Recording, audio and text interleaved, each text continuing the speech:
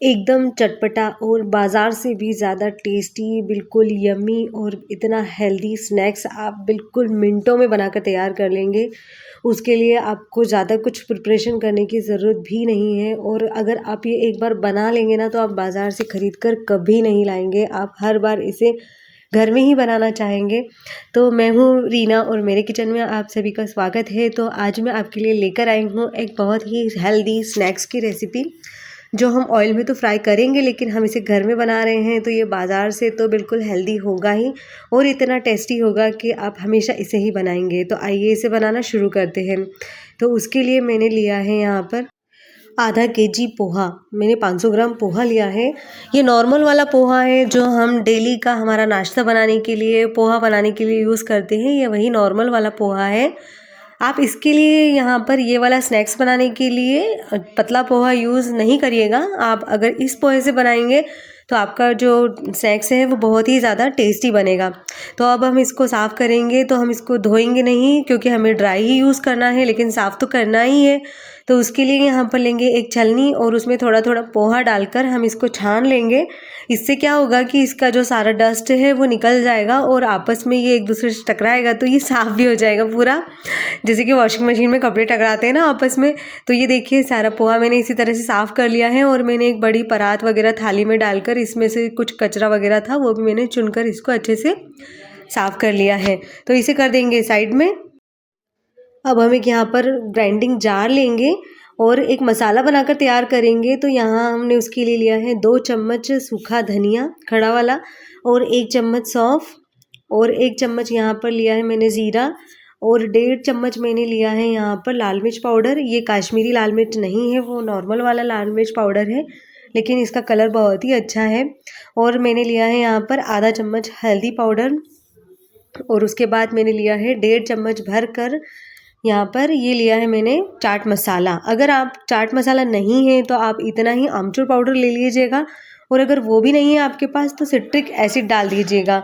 और 2 चम्मच भरकर मैंने लिया है यहाँ पर चीनी। तो उससे क्या होगा, चाट मसाला और चीनी दोनों जब मिलेंगे तो खट्टा मीठा बहुत ही अच्छा टेस्ट इसके अंदर आएगा। और काला नमक 1 चम्मच लिया है और 1 चम्मच मैंने लिया है यहाँ पर सफ़ेद नमक। यह आधा केजी नमकीन बनाने के लिए बहुत ही सही प्रोपोर्शन है।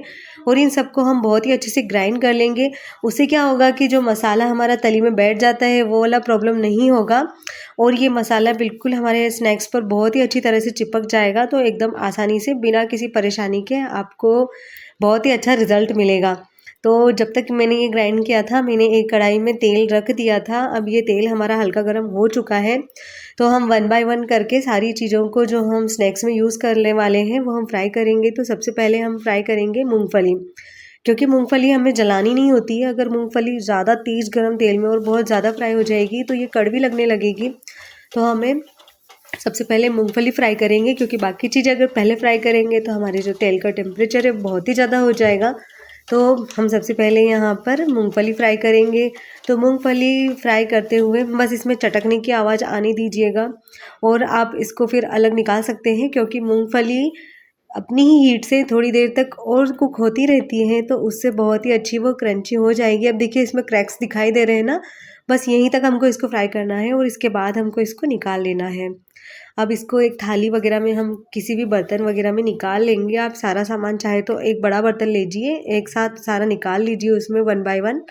और मैंने यहाँ पर लिया है 1 कप चना दाल। ये फुटाना चना दाल है, जो सिकी हुई चना दाल, जो सिके हुए चने होते हैं ना, उसी तरह से ये चने दाल बाज़ार में मिलती है। ये नमकीन वगैरह में यूज़ की जाती है।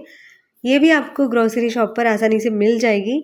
ये तो सिकी हुई होती है, लेकिन हम इसको थोड़ा सा टेस्टी बनाने के लिए इसको थोड़ी सी देर के लिए इसको भी फ्राई करेंगे। इसको बहुत ज़्यादा लाल नहीं करना है हमको, थोड़ी देर ही इस बस 1 से 1.5-2 मिनट तक ही इसको फ्राई करना है। उसके बाद हम इसको निकाल लेंगे।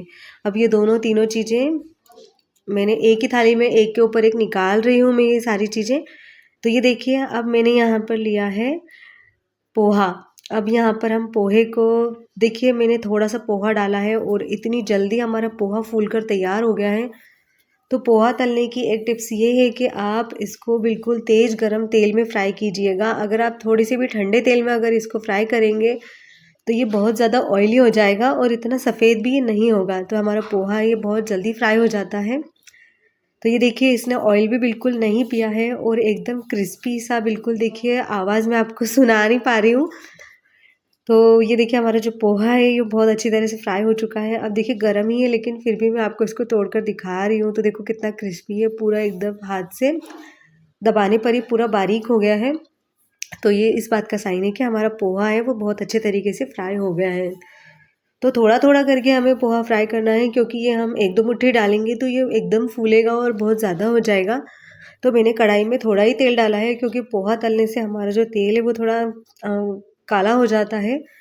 तो अब हमने पोहा सारा फ्राई कर लिया है। अब मैंने यहाँ पर कद्दू बारीक कट कर लिया था, स्लाइस में काट लिया था सूखा नारियल। इसको भी आप फ्राई कर लीजिए थोड़ा सा क्रिस्पी होने तक, ये बहुत जल्दी फ्राई हो जाता है। और फिर मैं थोड़ी सी हरी मिर्च लूँगी यहाँ पर, उनको भी मैं क्रिस्पी होने तक फ्राई कर लूँगी। तो ये जो हमारी हरी मिर्च है ये देखिए फ्राई हो रही है। आप चाहें तो इसको हरी मिर्च को पहले से काट कर थोड़ा सा सुखा कर उसके बाद भी इसको फ्राई कर सकते हैं। तो मैंने यहाँ पर एकदम क्रिस्पी होने तक इनको फ्राई कर लिया है और इसको ऑयल में से निकाल लिया है। अब यहाँ पर हम लेंगे कुछ करी लीव्स। तो करी लीव्स भी आप ऐसा ही कर सकते हैं, थोड़ी सी करी लीव्स आप है ना सुखा लीजिए, उसके बाद आप फ्राई कर लीजिए। मैं थोड़ा भूल गई थी तो मैं यहाँ पर जो ताज़ा करी लीव है वही मैंने फ्राई कर लिए हैं। तो सारी चीज़ों को मैंने एक के ऊपर एक डालकर फ्राई कर लिया है और पोहा मैंने एक अलग थाली में निकाला था। अब इसके बाद हमें क्या करना है, इन सारी चीज़ों को करना है मिक्स। तो उसके लिए मैं लूँगी यहाँ पर एक बड़ा बर्तन और उसमें ये जो सारी चीज़ें हमने फ्राई करी हैं ये हम एक एक करके सभी इसके अंदर डाल देंगे। आप चाहे तो डायरेक्टली फ्राई कर करके ऐसे ही किसी बड़े बर्तन में डाल दीजिएगा, मैं भूल गई थी तो मैंने थाली में निकाल लिया था। अब मैंने सारी चीज़ों को करके मिक्स करके और फिर ये मसाला इसके ऊपर हमने डाल दिया है। तो हमारी चीज़ें इतनी जल्दी ठंडी नहीं हुई हैं, क्योंकि हमने बाकी चीज़ें पहले फ्राई की थी और हमने जो पोहा है वो लास्ट में फ्राई किया था। तो हमारा जो पोहा है वो हल्का गर्म है अभी, तो हमारा जो सारा मसाला है वो आसानी से इसके अंदर कोट हो जाएगा। तो ये देखिए जो मसाला है वो इसके अंदर बहुत ही जल्दी और बहुत ही आसानी से कोट हो जाएगा। आपको इसके लिए बहुत ज़्यादा मेहनत करने की ज़रूरत नहीं पड़ेगी। और हर बार अगर आप नमकीन बनाते हो और अगर तली में बैठ जाता हो मसाला, तो इस बार ये वाला प्रॉब्लम इस रेसिपी के साथ नहीं होने वाला है। तो ये देखिए 15 से 20 मिनट लगेंगे हार्डली, इसमें बहुत ज़्यादा समय नहीं लगने वाला है और ये आपका नमकीन जो है वो बहुत ही जल्दी बन के तैयार हो जाता है। तो ये देखिए अगर आप कहेंगे अगर कि ये हमने ऑयल में फ्राई किया है पोहा वगैरह, तो हम सिका हुआ पोहा या पतला पोहा लग के हम जो बिना तेल वाला है वो भी हम बना सकते हैं, लेकिन इसमें जो टेस्ट आएगा वो उस वाले नमकीन में नहीं आएगा। तो आप एक बार ये रेसिपी ट्राई ज़रूर करके देखिएगा, क्योंकि हम ऐसा तो नहीं है कि हम बाज़ार से लाकर कुछ खाते नहीं हैं। हम बाज़ार का जो नमकीन वगैरह लाते हैं तो ये उससे कहीं ज़्यादा हेल्दी है। देखिए इसकी आवाज़ सुन सकते हैं आप, इसकी खनखनाहट से ही पहचान सकते हैं कि कितना क्रिस्पी है और घर में बना है तो अच्छे ऑयल में बना है तो हेल्दी तो होगा ही। और अगर आप चाहें तो आप इसमें ड्राई फ्रूट भी डाल सकते हैं फ्राई करके, लेकिन मेरे यहाँ मेरे बच्चे पसंद नहीं करते हैं, उनको सारी चीज़ें नॉर्मली खाना पसंद होता है, वो ज़्यादा अटरम शटरम कुछ डलवाते नहीं है उसके अंदर। तो आप चाहें तो काजू बादाम किशमिश ये तीनों चीज़ें फ्राई करके आप डाल सकते हैं, क्योंकि हमारे इंदौर उज्जैन में जो मिलता है नमकीन उसमें ये सारी चीज़ें डाली जाती हैं तो बहुत ही ज़्यादा टेस्टी लगती हैं। मुझे तो पर्सनली काफ़ी पसंद है, लेकिन बच्चों को पसंद नहीं है इसलिए मैंने नहीं डाला है कि कहाँ फिर सबके लिए अलग अलग डिब्बे भर के रखो। तो मैंने सोचा एक साथ ही रखेंगे, इसलिए मैंने इसमें ज़्यादा कोई ड्राई फ्रूट डाला नहीं है। मैंने बस इसके अंदर डाला है जो ड्राई वाला नारियल होता है, और वो भी मैंने बड़े बड़े स्लाइस में काटा है ताकि अगर उनको नहीं खाना हो तो वो इसको अलग कर दें। तो ये देखिए बहुत ही जल्दी बहुत ही आसानी से और इस रेसिपी के साथ आप बनाकर तैयार करेंगे तो बहुत ही मिनटों में एक बहुत ही हेल्दी सा अच्छा सा स्नैक्स बनकर तैयार हो जाएगा। तो फ्रेंड्स अगर आपको मेरी वीडियो अच्छी लगी हो तो चैनल को ज़रूर सब्सक्राइब कीजिएगा, और अगर आपको रेसिपी पसंद आई हो तो आप इसे अपने फैमिली और फ्रेंड्स के साथ शेयर कीजिएगा और लाइक भी कीजिएगा और कमेंट भी ज़रूर कीजिएगा। तो मिलते हैं अगले वीडियो में, बाय बाय।